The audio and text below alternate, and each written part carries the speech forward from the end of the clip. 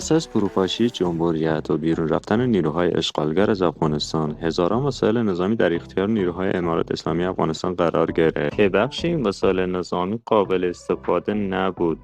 پس از گذشت چند سال از حکومت سرپرست شیخ الحدیث نقیب الله عزیزی، قلوردی 209 هلپت در زون شمال میگوید حدود 1919 ترینجر، 186 خودروی زرهی هاموی، 71 اینترنشنال، 475 سلاح‌های سبک و سنگین که در جریان جنگ‌ها تفریش شده بودند توسط انژینران حرفه‌ای افغان در مدت 2 ماه ترمیم و آماده استفاده در سطوح ایالت‌های زون شمال شدند.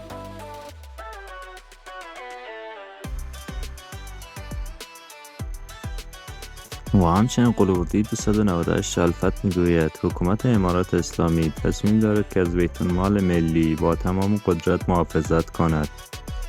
و به همین منظور تمام وسایل نظامی تخریب شده را از تمام ولایت‌های زون شمال جمع‌آوری نموده و دوباره توسط انژینران حرفه‌ای افغان ترمیم و بازسازی نموده است.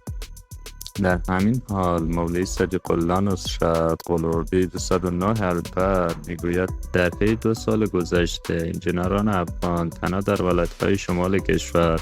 هزاران موتر و تجهیزات نظامی هاموی، تانک‌های ضربتی، صدها میل سلاح را دوباره ترمیم و بازسازی کرده است. به گفته مسئولین قلوردی 209 هلپت، این وسایل و تجهیزات نظامی به دلیل جنگ‌ها عدم رسیدگی اداره قبلی آسیب دیده بودند که بعد از حاکمیت امارات اسلامی افغانستان دوباره ترمیم و آماده استفاده قرار گرفته است. ذبیح الله مجاهد سخنگوی حکومت سرپرست کابل در مورد این اقدام وزارت دفاع گفته است امارات اسلامی منتظر کمک کسی نمیماند، همون گونه که افغانستان آزاد ساخته در عرصه‌های علمی، اقتصادی، عمرانی و نظامی نیز آباد می‌کند.